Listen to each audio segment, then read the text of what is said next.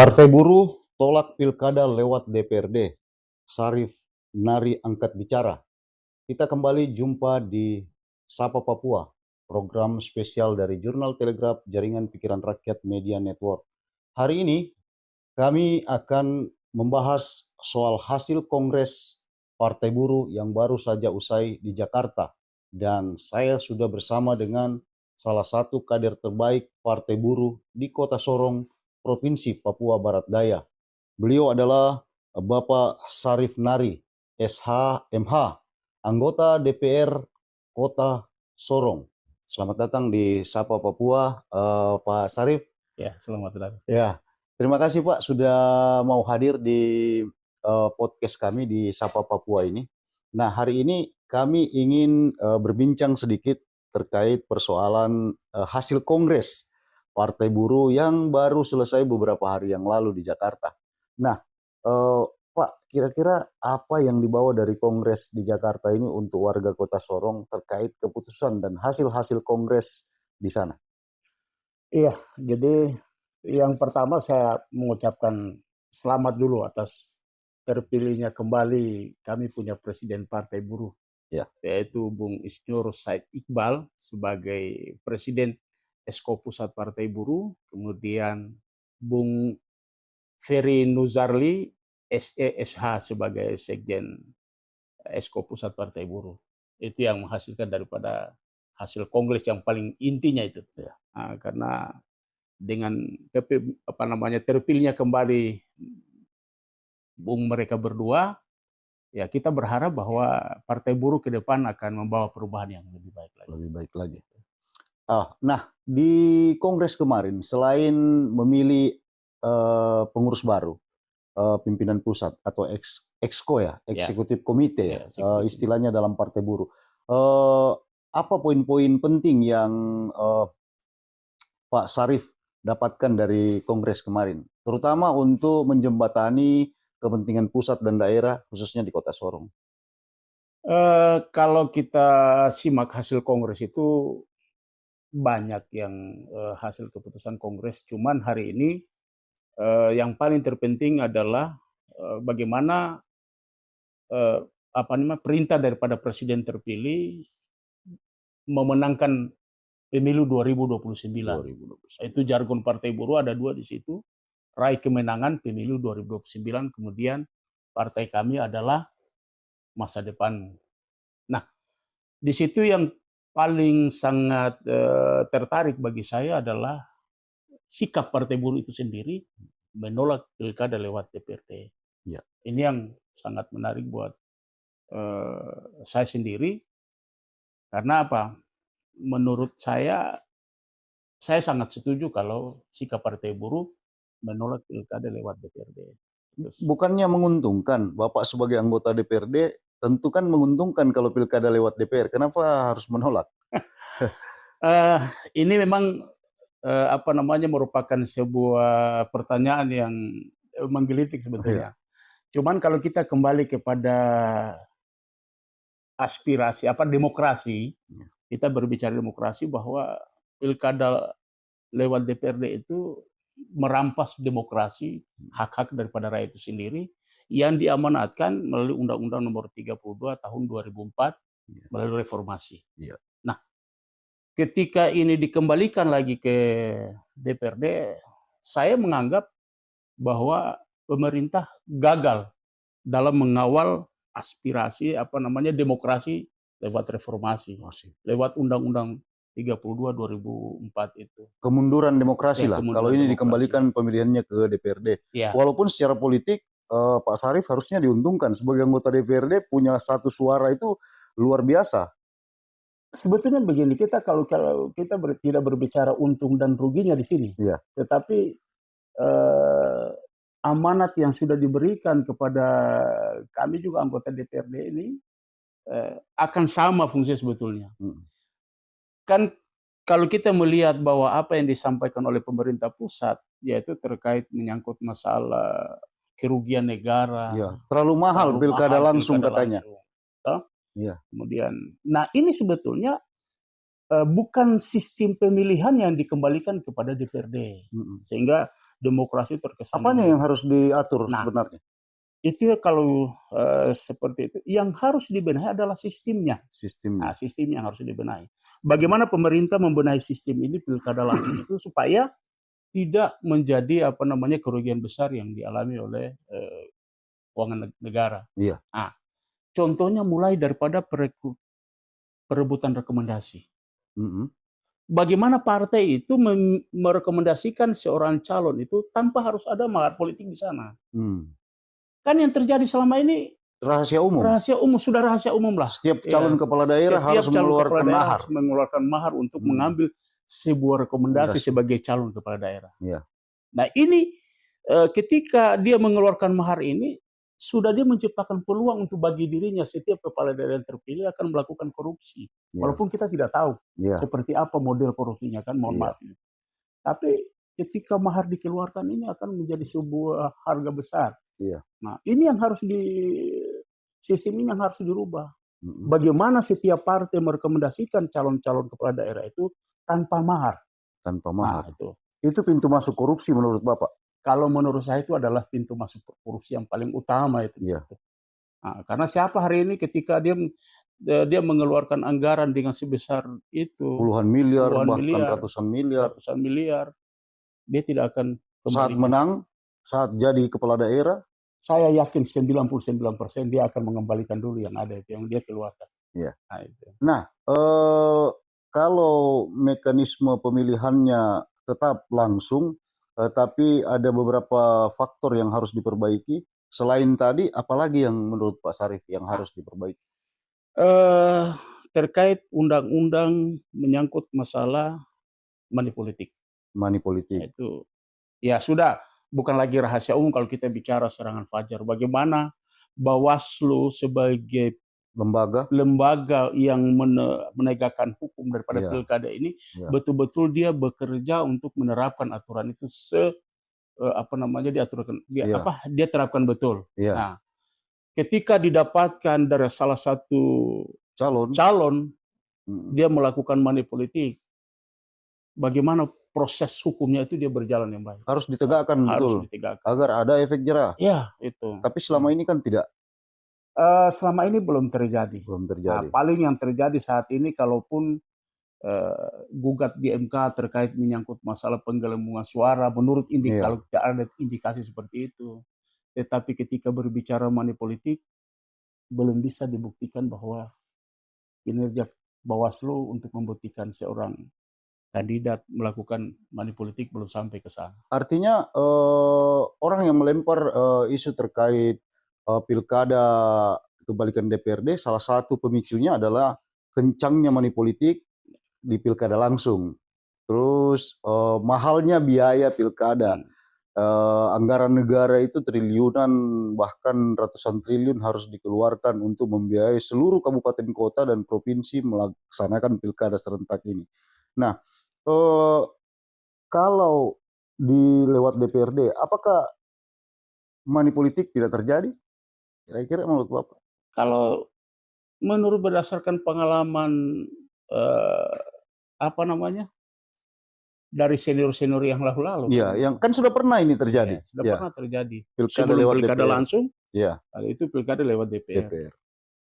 Ada dulu saya punya senior seorang tokoh juga, dia mengatakan bahwa dia penentu. Satu suara itu penentu. Satu suara dia menentukan kemenangan daripada calon wali kota. Artinya mahal sekali suaranya itu. Ketika dia memilih, maka dia mempunyai harga yang paling mahal. Jadi ketika berbicara menyangkut masalah money politik tidak akan terjadi DPR. Peluangnya sangat besar. Justru money politik itu dibawa ke dalam gedung DPR. Yang tadinya di luar, masyarakat yang nikmati, ini ke anggota DPR. Anggota DPR. Dan itu ketika dia sampaikan pada saat itu, dia sebagai penentu terakhir, maka tawaran dari beberapa kandidat pada saat itu, dia itu menjadi primadona dia di dalam.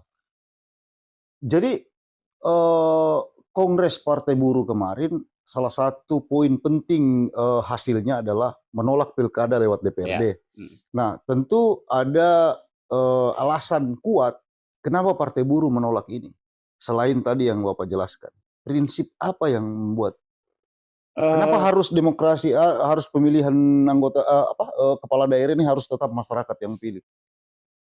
Kalau sikap Partai Buruh itu selain yang saya jelaskan merampas hak demokrasi kepada rakyat, tapi yang paling terpenting adalah hari ini amanat daripada reformasi itu. Amanat reformasi.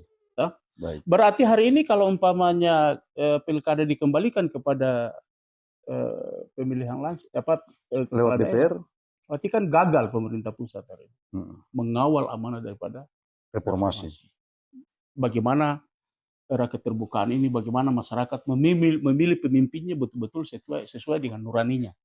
Nah, dia tidak di dalam sebuah ruangan yang begitu tabu, dia tidak mengenal siapa pemimpinnya sebetulnya. Nah, tetapi ketika pelaksanaan pemilihan secara langsung ini, berarti masyarakat dia tahu bahwa oh ini yang layak yang saya pilih untuk memimpin saya selama 5 tahun. Nah, kembali lagi tadi itu tinggal bagaimana masyarakat dia memilih pemimpinnya itu betul-betul sesuai dengan nurani tanpa money politik. Nah, ini aturan ini yang harus betul-betul ditegakkan oleh Bawaslu sebagai badan pengawas. Lembaga pelaksana daripada pelaksana, kemudian pengawas. Nah, itu dia harus tegakkan betul-betul aturan itu. Dia tidak boleh istilahnya tenang-tenang, dia boleh. Dia harus mengawasi secara ketat bahwa tidak boleh pelaksanaan pemilihan langsung pilkada itu melalui money politik. Pertama H-7 itu Bawaslu harus bekerja ekstra ketat. Sampai pada saat pelaksanaan pemilihan. Itu kalau terhadap masyarakat. Iya. Nah, bagaimana nanti kalau harus dikawal pada perhitungan suara, supaya tidak ada indikasi-indikasi hasil daripada TPS itu dicurangi. Jangan sampai dicurangi. Nah, sampai pada putusan KPU. Itu Bawaslu harus betul-betul bekerja keras. Ekstra. Nah, ini yang harus dititik beratkan di situ. Untuk calon-calon kepala daerah sendiri yang akan ikut pilkada, tentu ada poin-poin penting juga agar mereka ini menjadi bagian dari untuk melawan money politik. Tapi mereka justru yang melakukan ini, mereka yang justru memberi.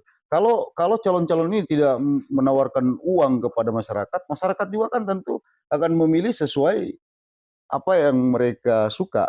Tapi karena kadang-kadang masyarakat ini kan memilih, awalnya sudah ada pilihan, tapi karena ada yang bujuk dengan uang, kemudian dia berpindah. Nah, seperti apa mau dilawan ini, Pak Sarif? Ini kan sebenarnya sudah kacau sekali nih soal pemilihan pilkada ini. Iya, jadi ini kan terkesan karena persaingan. Iya, persaingan. Karena persaingan. Kalau kemungkinan hanya satu calon, itu bisa diminimalisir. Tapi kan hanya persaingan, bagaimana salah satunya dia memenangkan sehingga dia menghalalkan segala cara untuk memenangkan pertarungan itu, salah satunya money politik ini. Nah, itu yang saya katakan dari awal itu bahwa yang paling utama adalah stakeholder yang mengawal untuk pelaksanaan pilkada itu harus betul-betul murni mengawasi. Bukan hanya tugas Bawaslu. Bagaimana kepolisian hari ini bisa berpartisipasi. Kejaksaan. Karena ada Gakumdu namanya. Sudah ada Gakumdu, sudah terbentuk Gakumdu. Iya. Ini yang betul-betul mereka harus betul-betul bekerja untuk mengawal ini. Supaya persaingan ini adalah persaingan sehat. Persaingan sehat. Bukan karena persaingan melakukan money politik, menghalalkan segala cara untuk bagaimana memenangkan pertarungan sebagai seorang kepala daerah. Tapi Pak Sarif, calon kepala daerah ini yang bertarung juga saling curiga sebenarnya. Mereka tidak mau mengeluarkan uang untuk serangan-serangan fajar itu atau apa. Tapi mereka berpikir, saya idealis, sebelah sana nanti melakukan serangan fajar, kalah kita pasti. Jadi seperti itu. ada kesan, ada bahasa-bahasa seperti itu, Ketakutan mereka ketakutan maksudnya. seperti Ya. itu. Saya tetap optimis kalau hari ini lembaga-lembaga penegak hukum, kemudian tadi yang kita bilang bahwa mulai Bawaslu, kemudian Gakumdu, dia bekerja secara ketat. Dia betul-betul tanpa ada tendensi hal lain. Iya.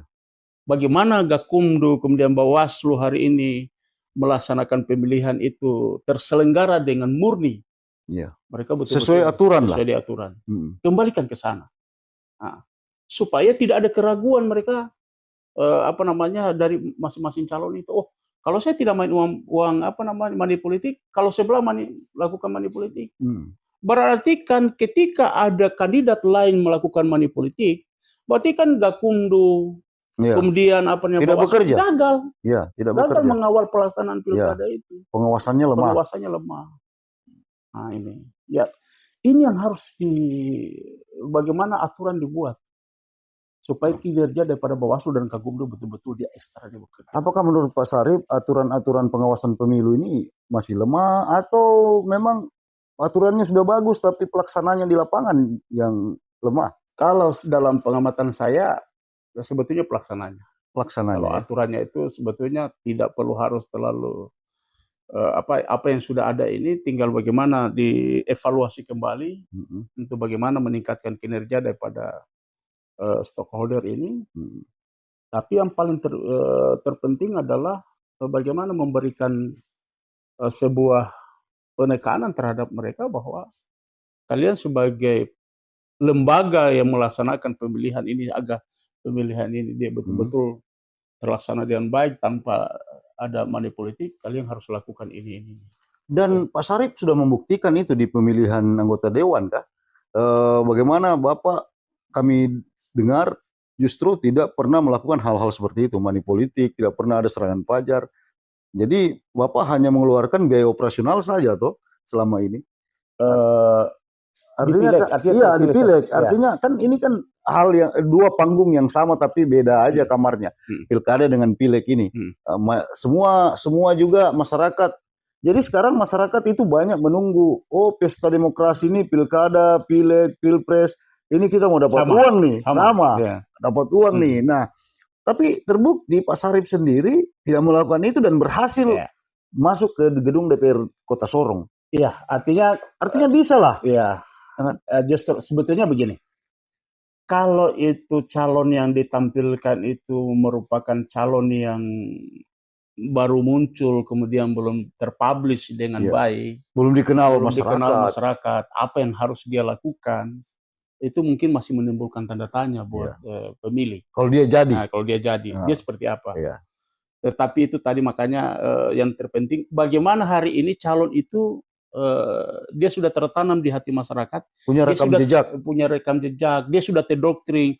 Oh, kalau dia terpilih sebagai anggota legislatif atau sebagai kepala daerah, akan dia lakukan hal-hal bagaimana keberpihakan kebijakannya terhadap rakyat kepada masyarakat itu. Sudah punya rekam jejak. Iya, sudah punya rekam jejak. Mereka sudah kerja di masyarakat itu sudah pernah ada. Bahkan sebelum jadi anggota DPR atau kepala daerah. Ya, kalau saya sih begini, artinya saya sendiri, saya rintis persoalan ini dari saya. Iya. Pengalaman politik yang Pak Sarip alami. Saya sebetulnya tidak bermimpi untuk jadi anggota DPR. Iya, tapi sudah 2 kali. Ya, alhamdulillah hari ini sudah periode kedua. Iya. Saya tiba di Sorong ini tahun 94. Nah, 94 saya masih bujang, saya otak. Iya. Kemudian saya nikah tahun 97, 98, saya masuk pasar untuk jualan, kemudian saya di situ dipilih sebagai pengurus asosiasi. Untuk bagaimana mengadvokasi mereka-mereka pedagang kecil yang ada di pasar. Nah, ketika ada kebijakan daripada pemerintah daerah, bagaimana saya bisa hadir untuk mengadvokasi mereka punya persoalan. 2004 saya didorong untuk calon DPR. Alhamdulillah saya meraup suara terbanyak lewat Partai Bulan Bintang pada saat itu tanpa money politik. Ya. Kalau hari itu seandainya undang-undang sudah menghendaki suara terbanyak, Ya, saya dari 2004 sudah dulu jadi anggota DPR. ya. Tapi Ya. karena masih nomor Tapi urut, masih nomor urut, proporsional tertutup, proporsional ya kembali nomor urut. Nah 2014 itu saya didorong kembali kepada masyarakat. Bagaimana hari ini perjuangan daripada apa namanya kebijakan perjuangan ini, kita tidak hanya berjuang di luar tapi di dalam dari dalam melalui parlemen. lembaga ini, parlemen. Saya didorong kembali. Alhamdulillah saya terpilih pada saat itu. Dapil 3 kursi 11 kursi pada saat itu saya menempati kursi ke-6. Kursi ke-6. Ya. Nah, saya kembali istirahat 2019, 2024 saya kembali lagi didorong Lewat Partai Buruh. Lewat Partai Buruh tanpa money politik. Kembali, Ya, kembali terpilih. Kursi keempat. Ya, saya punya suara pribadi pada saat itu ada sekitar 1.500 lebih, ditambah diakumulasi semua calon pada saat itu menjadi 2.547. Artinya argumen yang disampaikan oleh pemerintah atau pihak-pihak yang mau menginginkan pilkada dikembalikan ke DPRD bahwa terlalu banyak money politik itu sebenarnya bisa dipatahkan. Bisa. Kalau saya saya karena sudah terbukti. Saya buktikan sendiri. Iya. Iya. Saya membuat statement seperti ini bukan berarti tidak pernah merasakan andai atau saya melihat hal-hal lain, tidak. Saya sudah merasakan langsung dan saya sudah praktekkan. Ya. 2 periode saya menjadi anggota DPR itu tanpa money politik. Hanya ada uang operasional, itu pasti. Kalau uang operasional pasti. Itu pasti. Terutama tim kita harus biayai. Baliho, alat peraga kampanye, semua. Nah, itu. Tapi itu kalau money politik kan itu lain, itu operasional kita jelas. Kita siap amplop untuk iya, ke masyarakat. Masyarakat yang gitu. Sebenarnya ini membodohi masyarakat ini. Ya, artinya kita juga tidak sampai ke situ. Cuman kalau hari ini tadi, kalau masyarakat belum terdoktrin, mereka punya diri sendiri bahwa siapa yang seperti yang saya pilih, siapa yang layak yang saya apa pilih. Yang dia perjuangkan untuk saya nanti. Iya. Tapi hari ini kalau mereka sudah terdoktrin bahwa sebelum mereka pilih kita, mereka sudah melihat bahwa dia pernah melaksanakan hal-hal ini, dia bisa hari ini menjadi aspirasi kita untuk ketika dia di Dewan. Nah, contoh kasus hari ini kita menghadapi pemerintah kota lagi mencanangkan terkait pembangunan pasar sentral. Nah, itu bagaimana hari ini saya bisa advokasi pembangunan pasar sentral itu, para pelaku pedagang pasar itu tidak terlantar. Iya. Kalau mau direlokasi. Kalau mau direlokasi, saya sebagai pengurus, saya sebagai anggota DPR yang sudah diwakilkan oleh suara mereka, saya harus bagaimana membangun koordinasi dengan pemerintah daerah. Iya. Bagaimana pedagang itu sebelum pasar ini dibangun, mereka harus disiapkan lahan baik-baik, kemudian direlokasi, supaya mereka bisa beraktivitas selama pembangunan pasar itu. Iya. Nah, ketika selesai pembangunan pasar itu, maka mereka juga harus dikembalikan kepada tempatnya masing-masing, tanpa mengurangi. Kecuali mungkin ada pembangunan yang kelebihan tempat. Sepanjang ini kita koordinasi dengan pihak pemerintah daerah, karena pemerintah daerah menyampaikan lewat dinas perdagangan supaya saya sebagai kapasitas sebagai pengurus mendata warga pedagang kaki lima, jumlah pedagang kaki lima. Sesuai dengan jumlah itulah yang dibangunkan. Dan ini khusus pedagang di pasar sentral, tidak bisa menerima pedagang di luar. Dari luar. Kendati pun dia tinggal di luar, tapi dia terdaftar sebagai pedagang di pasar sentral. Itulah yang diperuntukkan pembangunan pasar sentral ke depan. Artinya itu contoh kerja-kerja politik yang dilakukan oleh Pak Sarif agar tidak harus mengeluarkan uang sepeser pun untuk membayar suara rakyat saat pemilihan nanti di 2029 lagi. Nah, artinya apa yang diinginkan oleh para yang pro terhadap pilkada dikembalikan ke DPR ini sebenarnya bisa dimentahkan dengan argumen-argumen yang katanya berbiaya mahal, money politik, semua bisa dibantah oleh Pak Sarif. Nah, selain hasil kongres Partai Buruh itu, selain tadi soal pilkada langsung, apalagi isu politik menarik yang menjadi hasil dari kongres ini? Ya, jadi salah satunya terkait menyangkut bagaimana Partai Buruh memperjuangkan parlemen Resol, karena berkaca dari pengalaman teman-teman dari partai lain kemarin, kalau saya tidak salah itu Partai Perindo, eh, Mendapat dia bisa 12 mendapat 12 kursi. dapil. Ya, di 12 dapil mereka 12 dapat satu kursi. kursi. Seharusnya masuk parlemen itu 12 kursi. 12 kursi. Tapi karena tidak memenuhi Secara ambang nasional, batas secara nasional, maka suara itu angus. angus. Nah, kan kasihan sia-sia suara pilihan masyarakat. Mereka sudah Ya. memilih sesuai dengan nurani mereka bahwa yang pantas untuk diutus ke parlemen DPR RI ini. Tapi karena hanya faktor daripada aturan ini yang tidak menghendaki, suara itu hangus. Nah, ini yang dicoba untuk memperjuangkan Partai Buruh supaya besok ini 0%. 0%. Dari 4 ke 0. 4 ke 0.